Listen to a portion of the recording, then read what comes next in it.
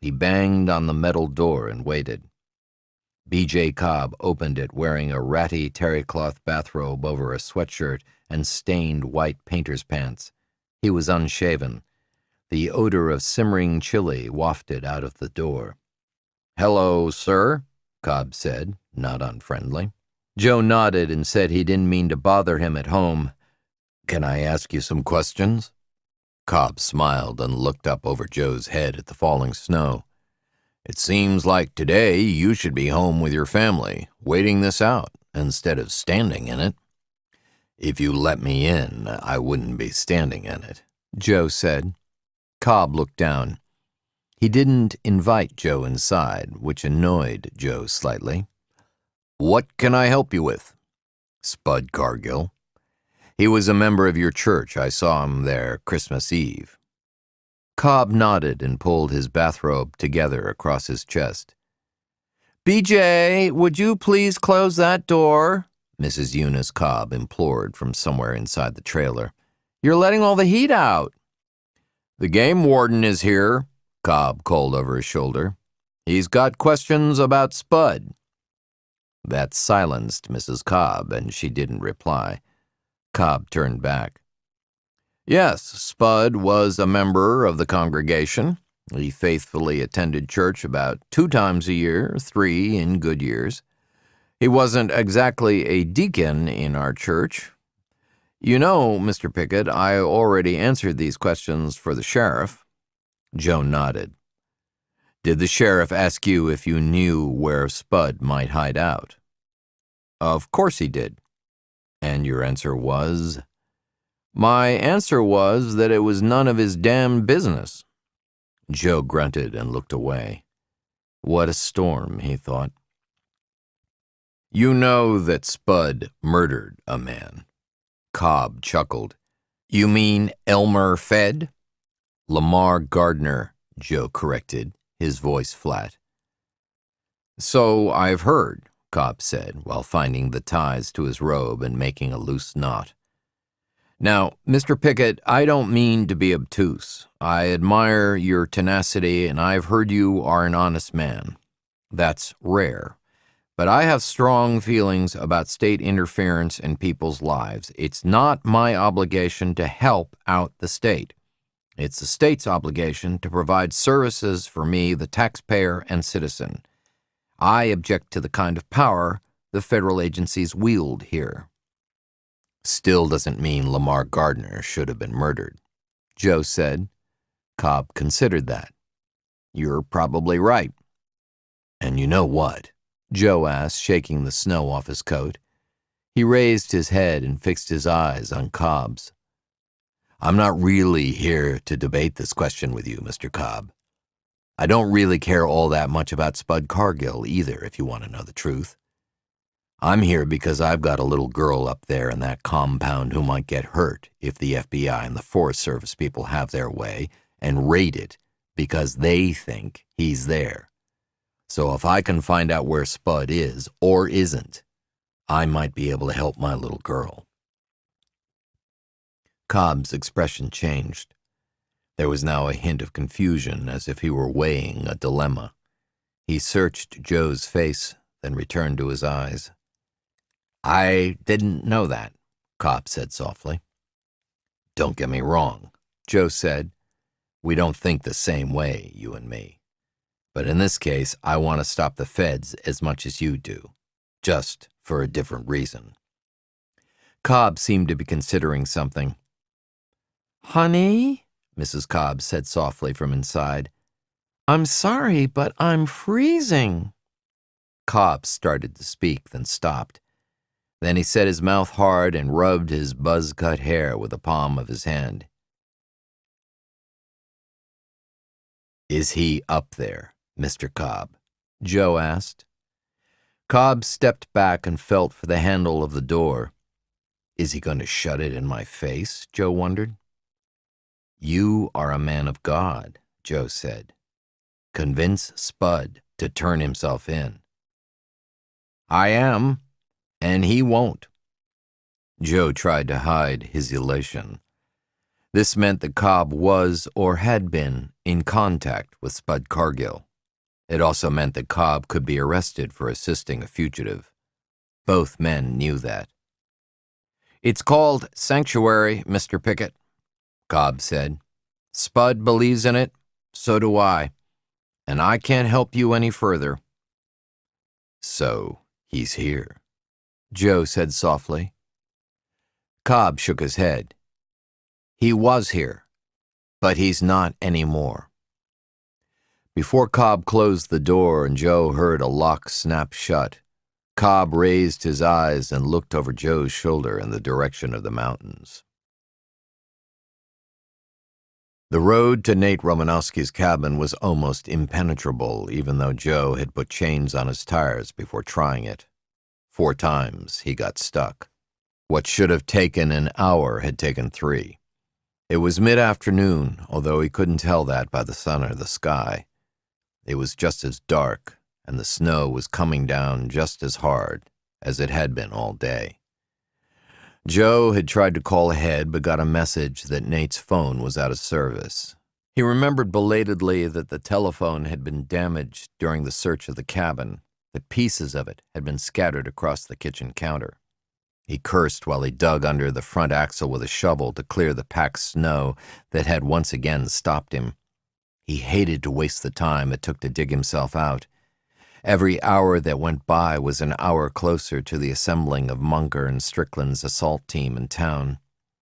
Joe's plan, formed as he left Cobb's trailer, was to ask Nate if he would go up to the compound with him. Joe had learned through experience that backup in volatile situations was essential. Not having backup at Savage Run had nearly killed him, and it had resulted in the deaths of others.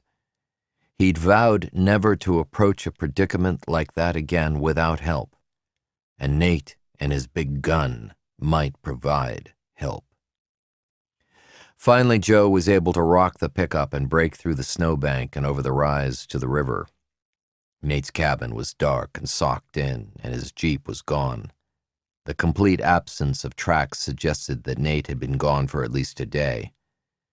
Joe cursed again and thumped the truck seat with his hand. Pulling the evidence notebook from his pocket, he wrote out a note to Nate and attached it to the front door with a rusty penknife he found in his glove box.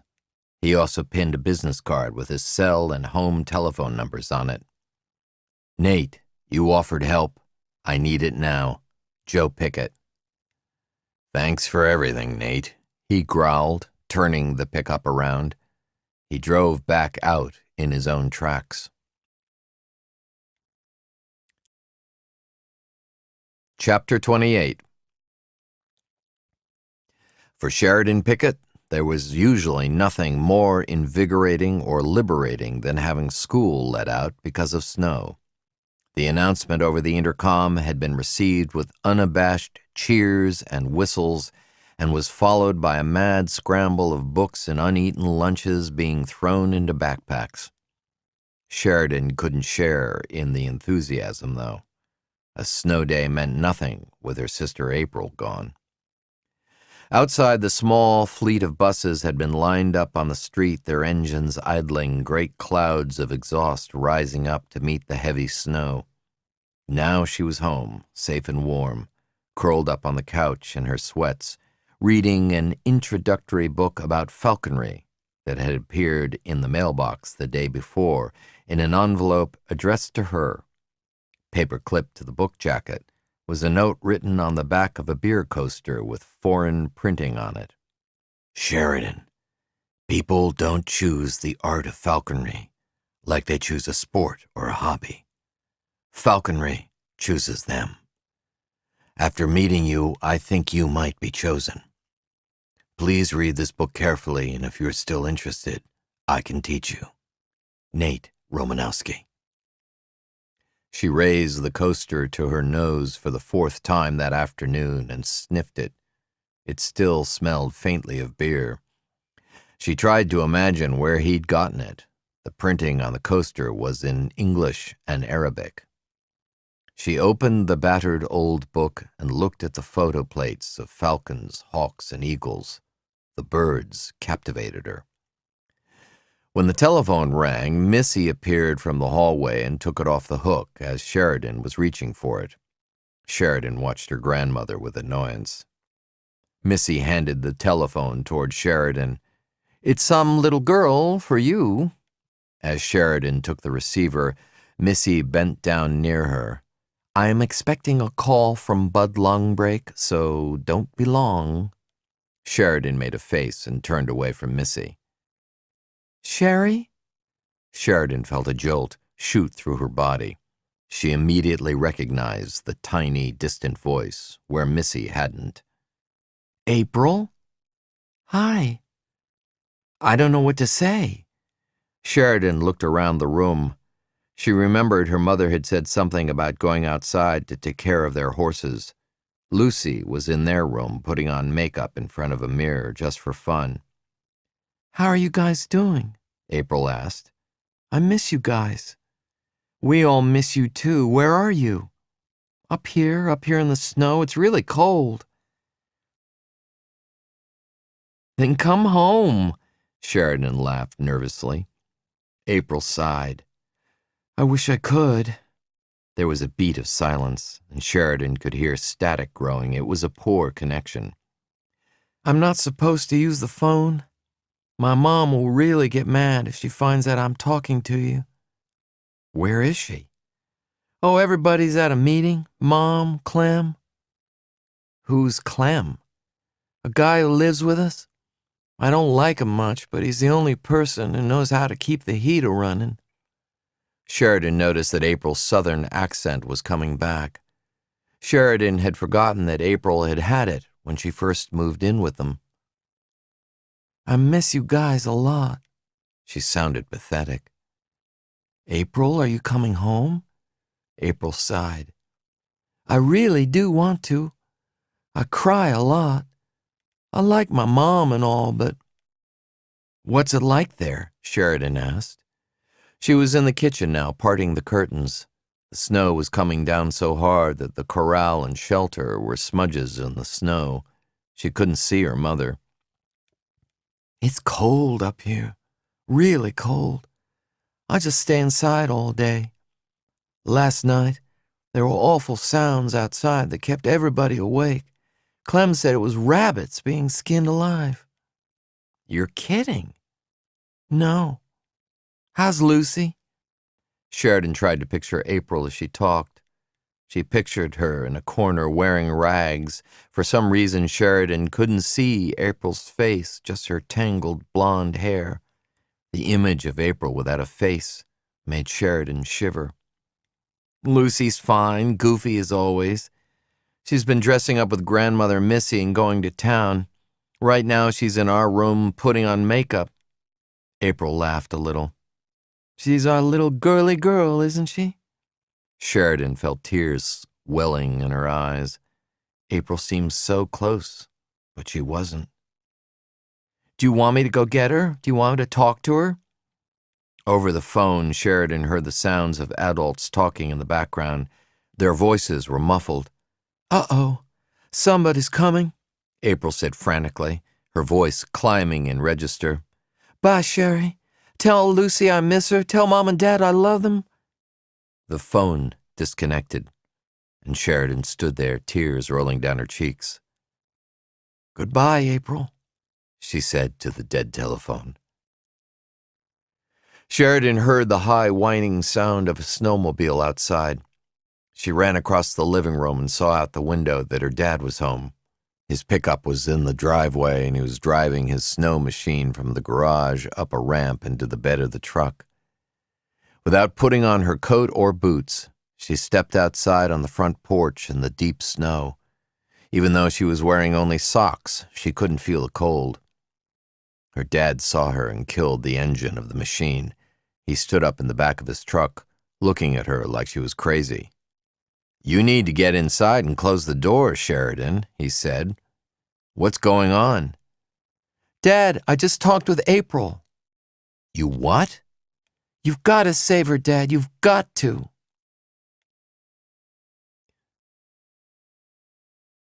Chapter 29. Joe Pickett moved silently through the trees in the dark. Although the moon was obscured by the storm clouds, there was enough ambient light that the virgin snow appeared a dark blue.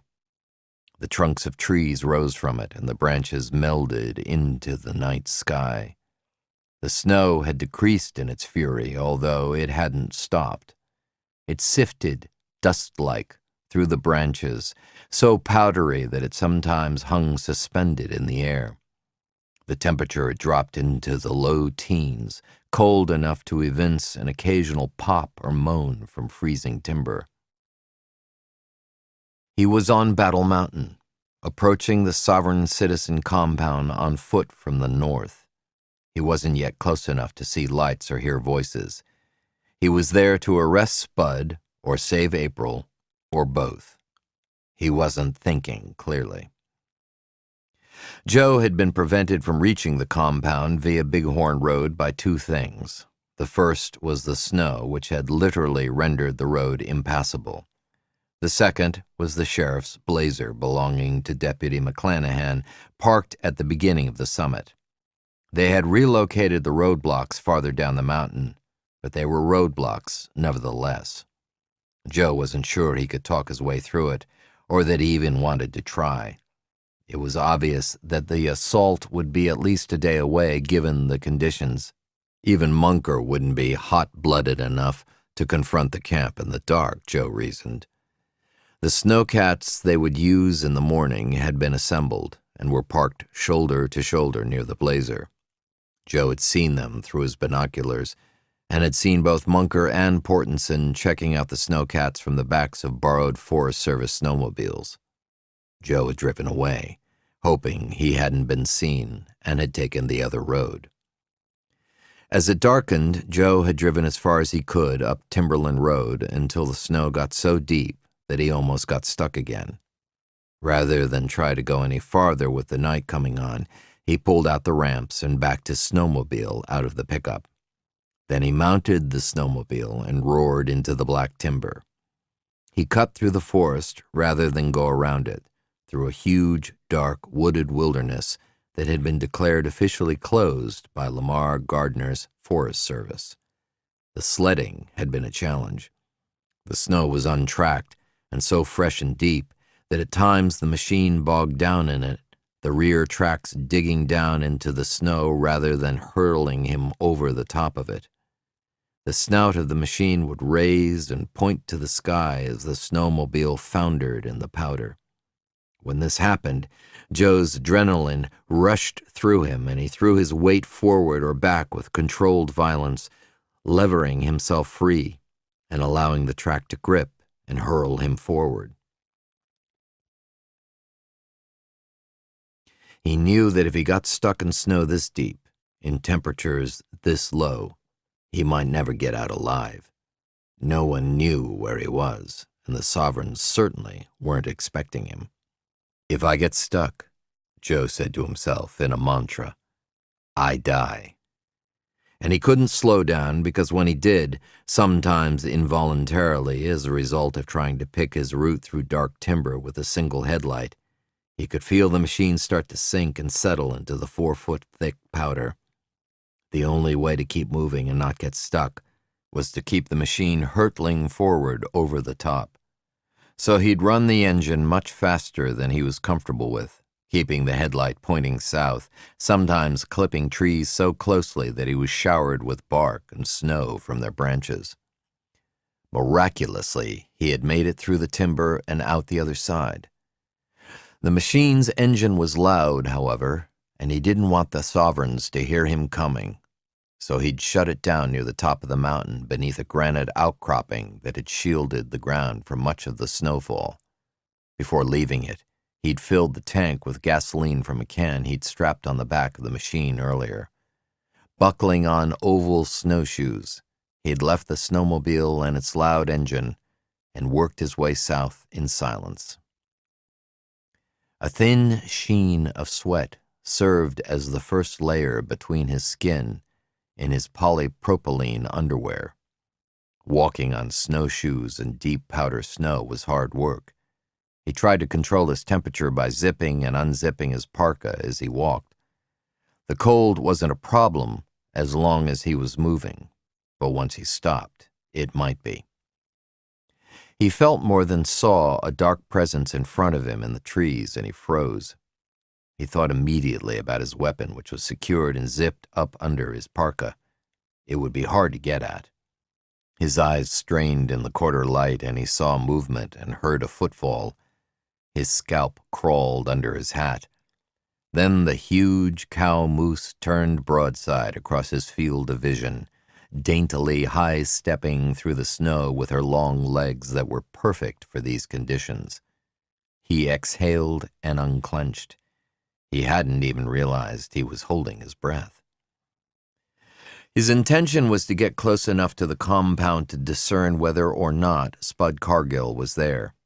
He even considered knocking on Wade Brocchius's trailer door and asking outright. He struggled with what he should and shouldn't tell the Sovereigns about the impending raid, or if he should tell them anything at all. Joe knew that if he tipped the Sovereigns off about the raid and Cargill escaped, Munker would undoubtedly see to it that Joe went to prison.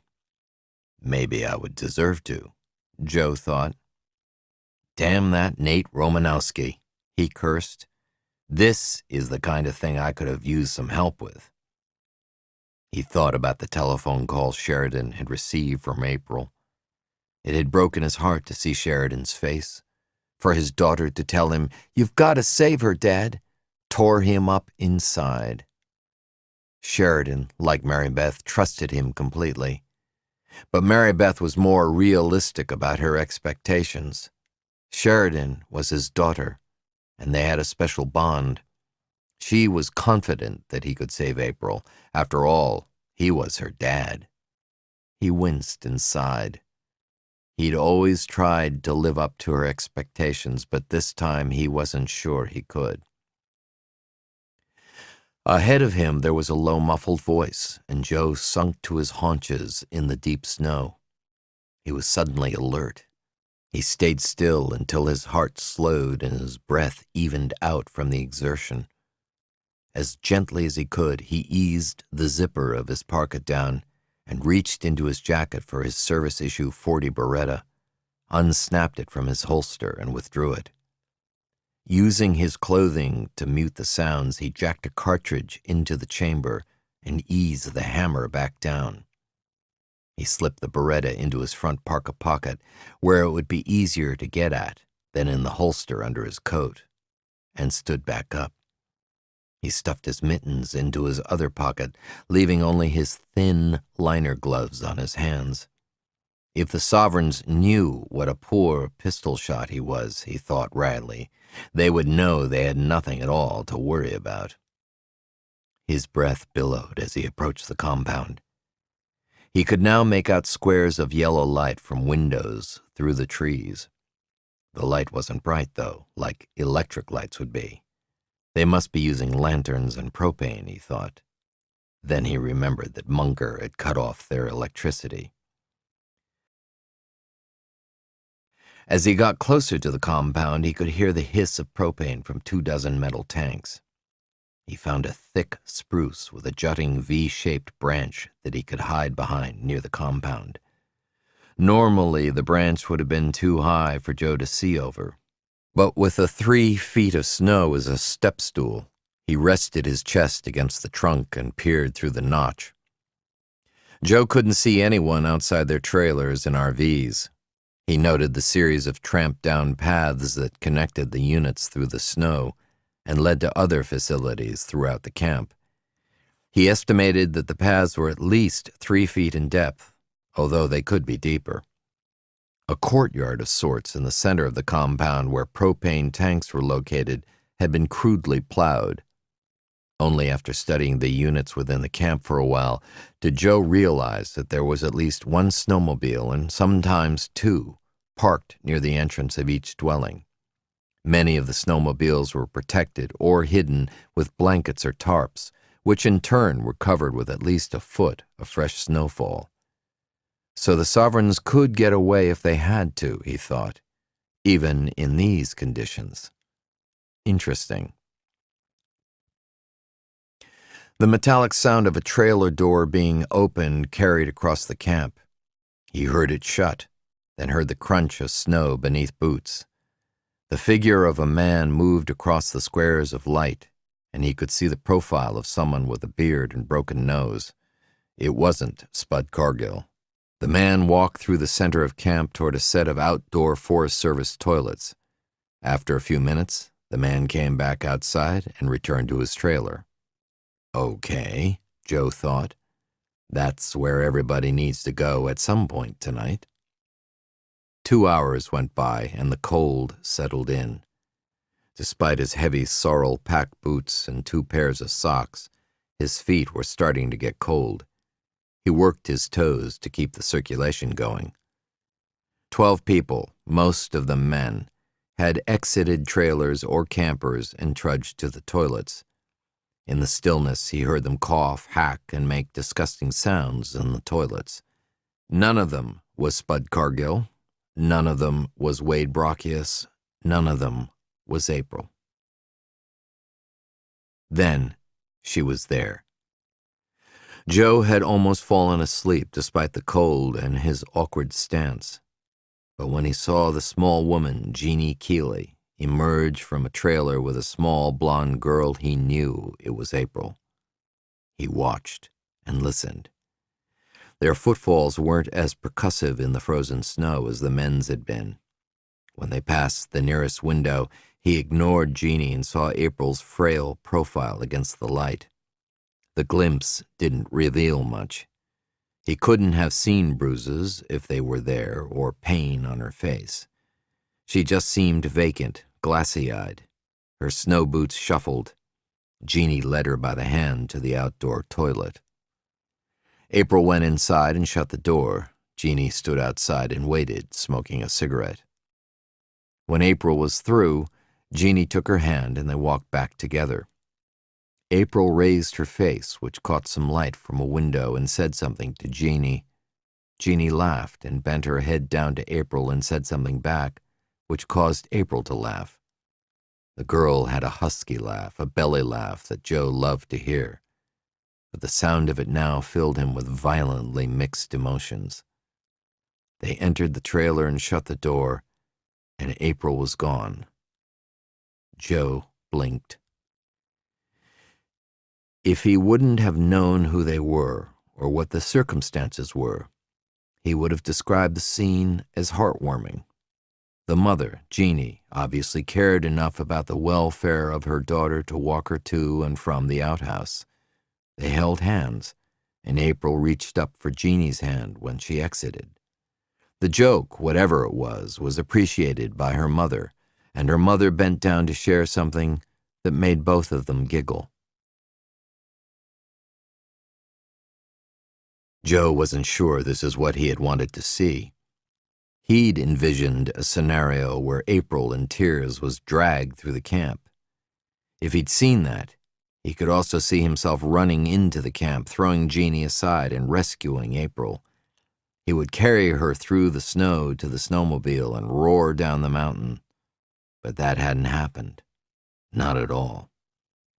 He couldn't believe that April was in a better place. That was inconceivable. But unless he literally stormed into the trailer and took her, kidnapped her, there was little he could do. He was freezing and conflicted.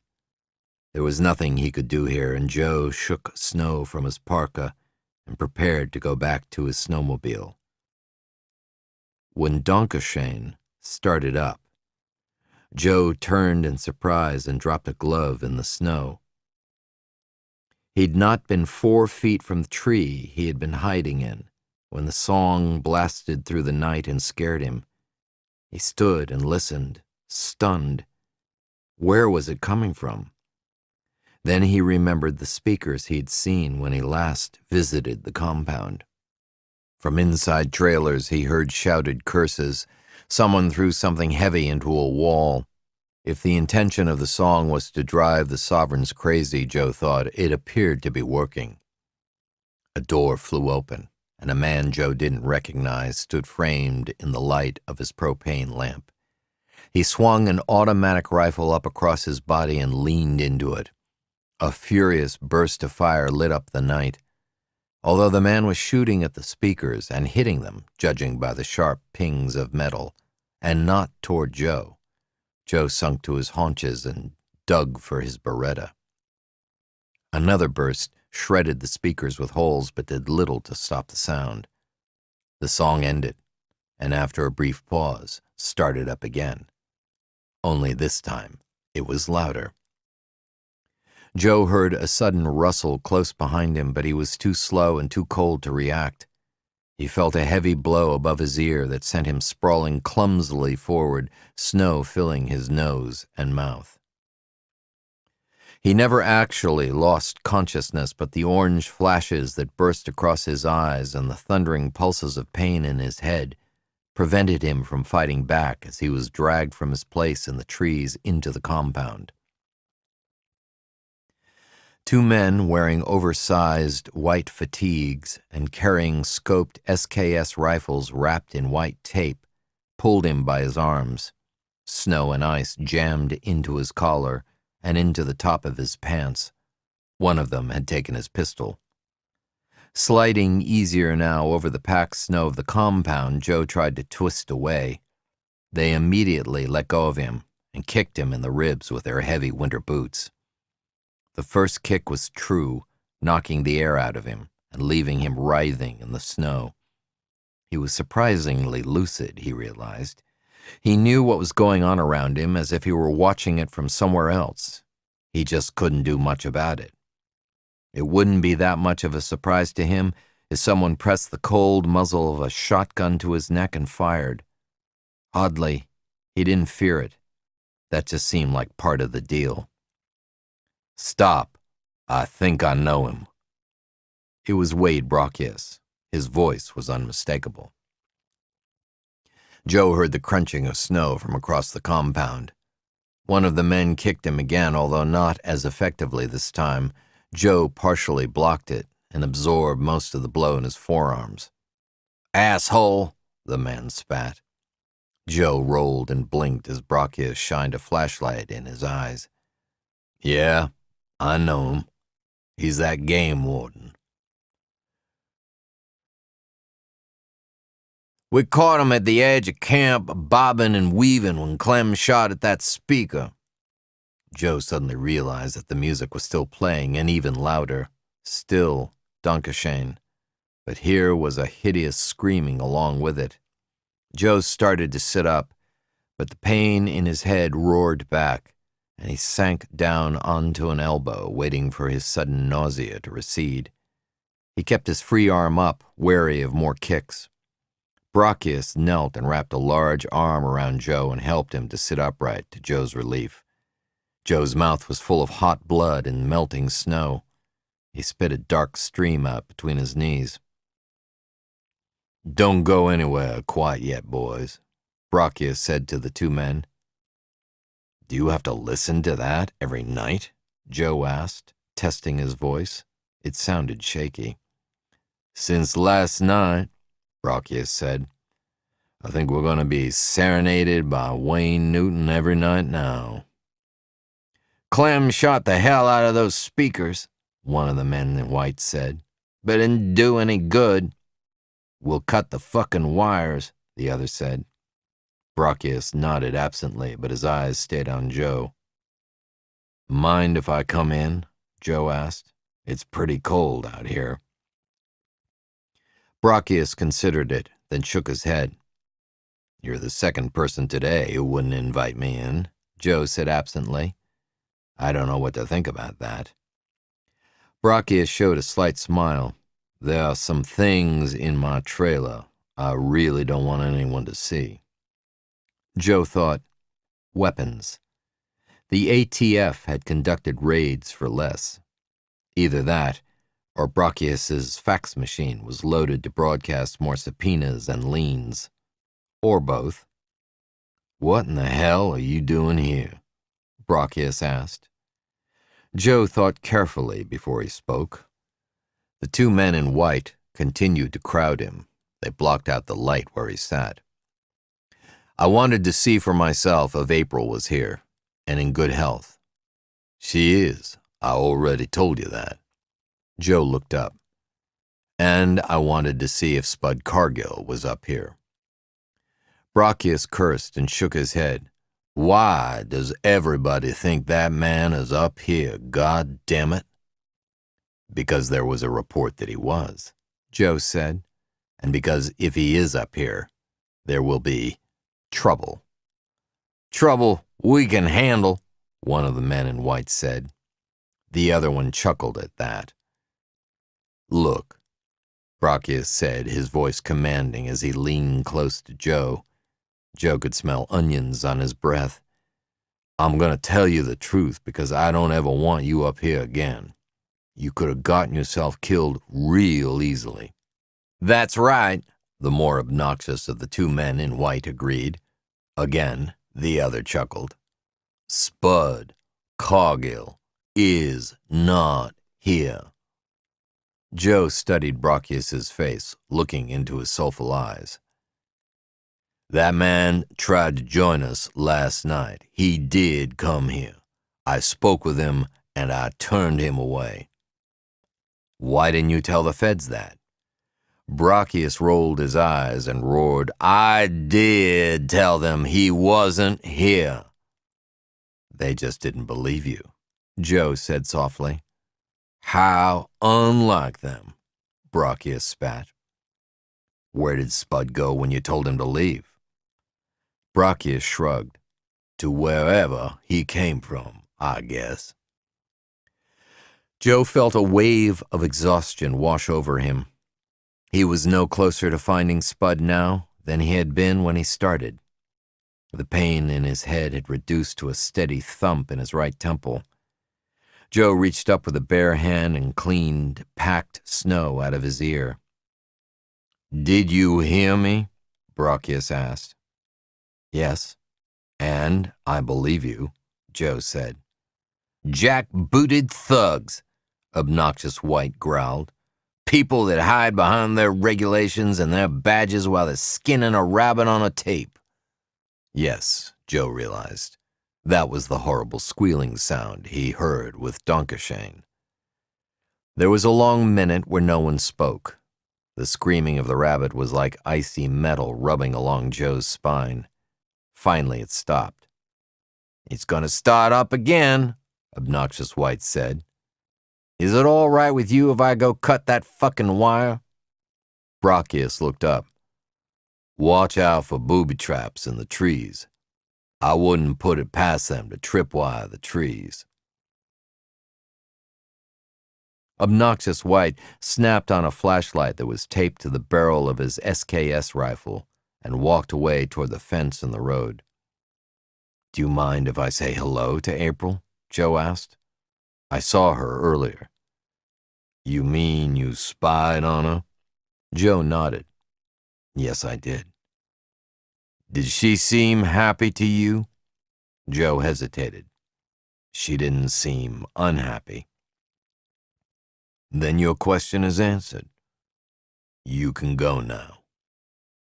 Brocchius helped Joe to his feet. His legs felt weak. He had lost one of his snowshoes. While his head still pounded, the pain in his ribs hurt worse. He could feel a stabbing sensation with each deep breath.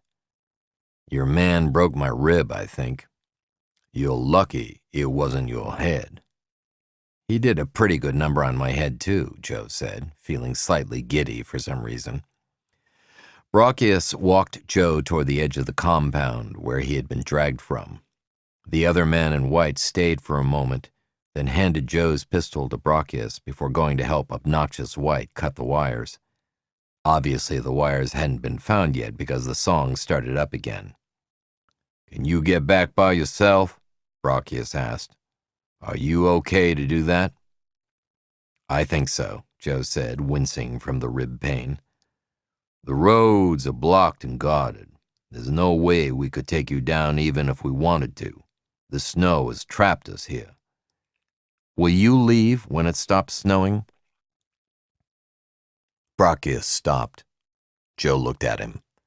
The man had a kindly face. Joe couldn't help liking him, despite himself. "I think we might," Brocchius said softly. "We had a meeting about that this afternoon, but I can't speak for everyone yet." "It would be a good idea," Joe said, not wanting to tip off Brocchius about Munker. This was as far as he would go. But if the Sovereigns leave, Joe thought, April will be with them. "My wife and I will still try to get April back," Joe said. "I don't doubt that for a minute," Brocchius smiled. "My wife is a very determined woman," Joe added. Brocchius nodded but said nothing as he shined his flashlight on the snow where Joe had been dragged. He held the beam when it found Joe's missing snowshoe. While he buckled it on, Joe said that one of the men in white had taken his weapon. "I need that back." Brocchius again shook his head. "I can't hit anything with it anyway," Joe said, mumbling, and Brocchius laughed. "That was pretty ballsy of you to enter our camp the way you did. I'm impressed as hell. I never would have thought someone would come through the forest like that." Joe shrugged. Suddenly, the music stopped. Cheers went up from trailers and campers throughout the compound. "Thank God for that," Brocchius whistled. Joe stood. Both snowshoes were secure. It seemed immensely quiet now. Snow still sifted through the trees so fine that it cast halos around the lights. "I really did think Spud Cargill was here," Joe said. "The Reverend Cobb in town said that he had provided Spud sanctuary. I think he was looking for sanctuary here, too." Brocchius looked puzzled for a moment. "This is not sanctuary." "But," he said, "a church is a sanctuary. This is not a church. This is a way station on the road to hell." Instantly, Joe forgot the pain in his head and in his throbbing ribs and the cold. "I know where he is now," Joe said, his voice rising. "It's time to end this thing." A slow, sad smile broke across Wade Brocchius's face. "Then you may need this," Brocchius said, handing Joe his weapon back, but first. Joe nodded his thanks, holstered the pistol, and turned back toward the dark timber he had come from.